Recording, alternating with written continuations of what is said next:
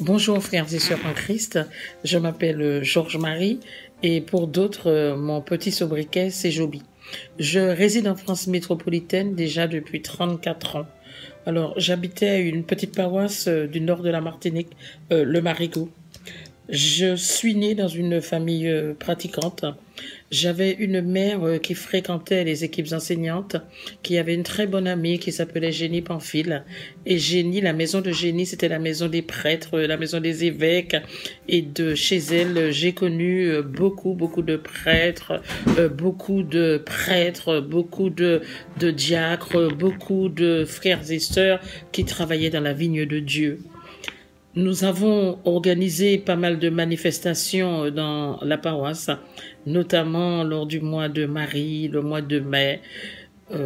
Ensuite, j'ai fait aussi le catéchisme, mais je dirais qu'à cette époque, tout n'était que superficialité et légèreté. Et ne voilà-t-il pas que je perds ma mère? Ma mère nous avait laissé une lettre testamentaire nous disant, mes enfants, quand je vais décéder, j'aurais bien aimé que vous partiez sur la métropole, que vous repreniez vos études et que vous passiez les concours. Un an après le décès de ma mère, nous sommes donc partis sur la métropole. J'habitais Paris et à cette époque, à chaque été, nous avons assisté au début de toutes les sessions de Paris-Le Monial, où nous avons vécu des moments extrêmement forts avec une quinzaine d'amis et avec aussi le père Ancet, qui n'était pas encore prêtre, mais ce furent des moments très forts. En revenant après notre mois à Paris-Le Monial, parce qu'après, avec la communauté de l'Emmanuel, nous allions à Lourdes et s'il le fallait aussi au JMJ. Par exemple, nous sommes allés au JMJ de Saint-Jacques de Compostelle. Il fallait retourner, bien sûr, à la maison. Nous avons alors rejoint, mes copines et moi, un groupe de prière qui venait de se créer à Saint-Sulpice. C'était le jeudi soir. Nous y allions, mais avant de rejoindre ce groupe de prière, il fallait aller évangéliser au métro Odéon pendant 2 heures pour annoncer aux frères qui était Dieu, qui était Christ, chose que nous faisions avec beaucoup de bonheur. Et suite à cela, j'ai eu mes examens et j'ai réussi à un concours. Et je laisse Paris, je rejoins la région parisienne. D'où cette grande difficulté d'aller à Paris en voiture, hein, il n'y a pas de place pour garer. Et aller en métro, c'est encore plus difficile. Donc, je ne vais plus nulle part. Je ne vais qu'à la messe le dimanche et c'est tout. Et je continue mes études. Et ensuite, je me présente à un deuxième concours, concours que j'ai obtenu. Et je suis orientée dans un deuxième établissement. Quand je rejoins cet établissement, malheureusement, je ne fais plus rien et je ne vais plus qu'à la messe le dimanche. Mais je vais dire qu'à cette époque, maintenant je le dis, je ne connaissais pas Dieu. Mais Dieu m'a ouvert les voies et il m'a montré qui il était. Suite à cela, un jour, mon téléphone sonne et c'est le père Rancé qui m'appelle. Et il me dit, Joby, je suis à Lyon, mais je viens évangéliser en région parisienne, je viens sur le Blanc-Ménil, donc je veux que tu sois là. Et je lui dis, oui, ne t'en fais pas, j'y serai. Et effectivement, j'y vais. Quand j'arrive, je vous assure qu'il n'y avait pas une place pour une mouche, tellement l'église était bondée.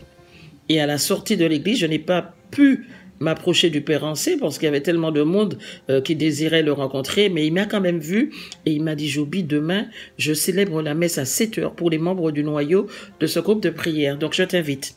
Donc le lendemain, je me suis présentée, je suis allée à la messe et en sortant de la messe, je lui dis, père Ancet, qu'est-ce que tu fais? Et il me dit, non, je dois reprendre mon train pour Lyon cet après-midi, donc je l'ai invité à déjeuner à la maison. Et en arrivant à la maison, sa première question a été la suivante. Joby, tu as fait tellement de choses. Tu te souviens de ce que tu m'avais dit à Paris-Le Monial? Et je lui dis non, je ne me souviens pas. Et il me dit, mais tu m'avais parlé que tu aurais fait vraiment beaucoup de choses pour Dieu. Et de là, je suis vraiment surpris de voir que rien ne se passe. Tu me dis que tu ne vas uniquement qu'à la messe. Et il me dit, ben, je te demande de rejoindre ce groupe de prière du renouveau charismatique du Blanc-Ménil. Chose que je fais dès le dimanche suivant, je rejoins ce groupe de prière. Quand je rejoins ce groupe de prière, le berger m'a donné un ministère, le ministère de l'enseignement. Et à maintes reprises, il me dit, mais Joubi, je sens que tu as un charisme d'enseignement, mais est-ce que tu lis la Bible? Alors, je lui réponds, non, je n'ai jamais ouvert la Bible de ma vie. Il me dit, Joubi, je te dis qu'il faut que tu lises la Bible. D'ailleurs, quand je passerai chez toi, on discutera. Donc, de moi-même, je décide d'ouvrir la Bible et j'ai commencé par l'Ancien Testament et j'ai lu la Bible comme une histoire. Parce que pour moi, la Bible était une histoire, mais une histoire fabuleuse. Mais en aucun cas, la Bible n'était pour moi une rencontre avec mon Dieu. Et je continue, et il vient assez régulièrement à la maison. Par exemple, il me dit, Genèse 1-2, qu'est-ce que tu comprends? Genèse, Deutéronome, Nombre, il me pose des questions, et je lui réponds, ma foi, je ne vois que dalle dans ce que tu me poses comme question. Et de là, le lundi, je vais à la procure. Et je me suis dit, non, il faut que je fasse quelque chose, que je suis vraiment ignare, que je ne connais vraiment rien de Dieu. Et de là, je vais acheter pas mal de bouquins sur les commentaires des différents livres de la Bible. Et là, je me mets à travailler. Et de là, je découvre Dieu. Et je découvre que ce Dieu, c'est un Dieu tout-puissant. Et Dieu me dit, ma parole, Georges-Marie, tu vas la manger. Ma parole, tu vas la dévorer. Il faut que ma parole soit du miel dans ta bouche. J'ai dit, oui Seigneur, je veux bien sûr apprendre qui tu es. Donc je vais persévérer, je veux te connaître. Et c'est ainsi que je rentre dans la Bible et je dissèque la Bible. J'avais le dictionnaire théologique, j'avais donc tous ces livres que je lisais. Je pouvais passer des nuits à lire la Bible, parce que vous savez, quand vous commencez à lire la Bible c'est comme un aimant, vous ne pouvez pas lâcher la Bible, qui est la parole de Dieu et qui est Dieu. Et un jour, le Père Ancet me dit, mais Georges-Marie, d'accord, tu lis la Bible, tu lis beaucoup de choses, tu connais beaucoup de choses, mais il faut aller encore plus loin. Alors, je m'inscris en théologie pour préparer le baccalauréat canonique. Et c'est ainsi qu'en suivant tous ces cours de théologie, je dirais que Dieu nous a fait à son image. Et c'est de là que je comprends que je ne peux pas vivre de Dieu si je ne lis pas sa parole, parce que Dieu est la parole. Et je vous assure, frères et sœurs, que je suis en train de manger la parole. Pourquoi manger la parole? Parce que Dieu m'avait dit aussi, tu iras évangéliser, ma sœur. Tu iras annoncer à mes frères et sœurs que je suis un Dieu tout-puissant, que je suis un Dieu de miséricorde, un Dieu de justice, un Dieu de paix, un Dieu d'amour, tout ce que nous voulons. Et ainsi, je continue dans la lecture de ma Bible. Et ne voilà-t-il pas que cela fait 6 mois de cela que je me suis inscrite aussi aux études hébraïques avec Israël. Donc, ce sont des études par correspondance parce que j'ai vraiment une soif de connaître Dieu, de remplir mon vase. Et une fois que mon vase sera rempli, d'aller retransmettre aux frères et sœurs ce que Dieu m'a permis de comprendre dans la Bible, qui est sa parole. Et je voudrais continuer. Et Dieu s'est manifesté dans ma vie. J'étais avec vous à la Martinique lors de l'évangélisation du mois d'août. Et j'ai repris l'avion le 30, je suis arrivée à Paris le 31. Et j'ai ma grande sœur qui est décédée 2 jours après. Donc j'ai repris l'avion en sens inverse. Quand j'ai repris l'avion, je puis vous assurer que pendant tout le vol, je ne cessais de dire Dieu Tout-Puissant, Dieu Tout-Puissant, Dieu Tout-Puissant, Esprit de force, j'ai besoin de toi. Parce que moi, je ne pourrais rien faire. Dans cette situation, je vais retrouver ma petite sœur là-bas parce que nous sommes 3. Dans quel état vais-je la trouver, Seigneur? Je n'aurai pas de force, Seigneur. Donc, esprit de force, viens en moi. J'ai répété ça pendant les 8 heures de vol. Et en arrivant à la Martinique, quand j'ai vu ma sœur, je pense qu'elle avait dû prendre des comprimés, elle était très calme. Et moi aussi. Et elle me dit, mais Joubi, je n'ai pas choisi le cercueil. Nous irons ensemble. J'étais partie avec mes 2 enfants. Et quand nous sommes arrivés là-bas, le fossoyeur m'a dit, si vous voulez, je vous montre la photo de votre sœur. Et il est allé, il a fait la photo, il nous a ramené la photo. Et nous sommes repartis à la maison, j'ai pu dormir. Et le lendemain, la veillée a été toute la journée. Ça s'est très bien passé. L'enterrement très bien passé. Et ensuite, j'ai fait 1 mois à la Martinique. Mais pendant tout le mois, vous savez, vous avez des frères et sœurs qui vous visitent de 6 heures du matin jusqu'à 23 heures. Donc, vraiment, pendant ce mois, c'était plutôt un mois où je remerciais Dieu pour les frères et sœurs. Je bénissais les frères et sœurs qui venaient nous voir tous les jours. Et nous avons repris l'avion, ma petite sœur et moi, 1 mois après, le 6 octobre. En arrivant à Paris, les 15 premiers jours, je dirais que ça allait. Et ce n'est qu'à partir du 16e jour, que le soir, quand j'allais me coucher, que j'avais une boule d'angoisse qui sortait de mon ventre et qui montait et qui était prête, cette boule prête à vous étouffer en fait. Et ensuite, vous mettiez à pleurer pendant toute la nuit. Et au bout de 15 jours, je dis Dieu Tout-Puissant, je n'irai pas voir le médecin parce que c'est toi qui es le médecin. C'est toi qui vas guérir mon âme. C'est toi qui vas guérir mon corps. Et je le lui dis et je m'endors. Le lendemain, la boule d'angoisse monte à nouveau. Et j'entends le Seigneur me dire, je te demande de rendre grâce et de dire merci. Je rentre de suite dans l'action de grâce. Et je lui dis, mais Seigneur, je te remercie d'avoir mis ma sœur sur terre. Je te remercie pour tout ce qu'elle a fait sur terre. Et le Seigneur me dit, ta sœur n'est pas morte. Elle a été comme Élie. Elle a été enlevée. Et de là où elle est, elle prie pour vous. Elle prie aussi pour le Père Ancé qu'elle aimait beaucoup. Elle prie pour son ministère. Et la voix me dit, rends grâce, rends grâce, rends grâce, rends grâce, rends grâce. Et je suis rentrée dans cette action de grâce. En rentrant dans l'action de grâce, l'angoisse n'est plus jamais revenue. Mais, 1 semaine après, j'entends le Seigneur me dire, maintenant, tu vas danser de joie. Tu vas danser pour ton Dieu. Je dis, mais quoi? Tu me dis, je vais danser? Mais je ne comprends pas. Tu me demandes de t'adorer? Je ne comprenais pas. Pendant 1 semaine, je lui ai dit, je n'ai toujours pas compris ce que tu me demandais. Et la semaine d'après, mon fils, qui chaque année se rend à Lourdes pour pousser, vous savez, les chariots des grabataires, comme il n'a pas pu se rendre ces vacances-là, donc on lui a envoyé une petite brochure. Et j'ouvre la brochure, je ne sais pas pourquoi, j'arrive à la page 4. Et à la fin du paragraphe, il est écrit ceci.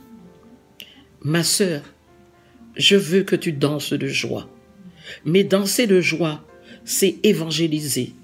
Danser de joie, c'est aller annoncer à mes frères et sœurs que je suis Dieu. Et quand tu iras annoncer à mes frères et sœurs que je suis Dieu, tu pourras danser de joie. Tu vas rentrer dans cette joie divine. Mais pour entrer dans cette joie divine, il faut de l'action. Je dis, ah, les choses commencent à s'éclaircir. Je comprends ce que tu veux me dire. Je dis, mais c'est la Covid. Je ne peux rien faire. En France, tout est fermé. 1 semaine après, le Père Ancé m'appelle et il me dit, mais Joubi, il y a 3 jours d'évangélisation à la Martinique et tu vas enseigner. Alors je dis oui. Et malheureusement, je n'ai pas pu être parmi vous à cause des motifs impérieux. Et je continue, parce que l'histoire ne s'est pas arrêtée de là. La semaine d'après, pendant toute la semaine, j'avais dans la tête qu'il fallait absolument que je me rende dans une librairie. Que ce soit chez Teki, Saint-Paul ou la Procure, que j'y aille. Et en fait, le lundi matin, je me réveille de bonne heure et je m'en vais donc dans une librairie. Je fais le tour de la librairie, je regarde tous les livres un par un, mais je ne vois pas grand-chose. Et ensuite, je me dis, ben, tu vas partir. Et je ne sais pas, il y a une force qui me pousse à aller vers un coin des rayons. Et j'y vais. Et devinez, je trouve un livre, L'onction par l'action. Donc, Dieu m'avait déjà parlé d'action dans la petite brochure que j'avais reçue. Donc, il y a la suite dans les idées. Et bien sûr, ce livre, je vais l'acheter. Et dès, j'étais allé en métro, dès le métro, je l'ouvre, je feuillette. Et en fait, Dieu nous dit dans ce livre qu'il nous a, que dès notre baptême, que nous sommes enfants de Dieu, que nous avons été créés à son image, qu'il nous a donné son Esprit Saint, qu'il nous a baptisés dans l'eau, dans le Saint-Esprit et dans le feu, mais que malheureusement, que nous ne faisons rien pour le royaume. Parce que Dieu règne. Il règne, Dieu. C'est un Dieu qui est vivant. Et il me dit, Georges-Marie, tu m'as dit que tu voulais évangéliser. Je réponds, oui. Je veux aller aux confins de la terre pour annoncer ton Dieu. Parce que je fais partie de ton armée. Et je veux annoncer à mes frères que cet amour que tu me donnes, que tu peux le donner aussi aux frères et sœurs. Alors pour conclure, frères et sœurs, je vous dirai la première chose.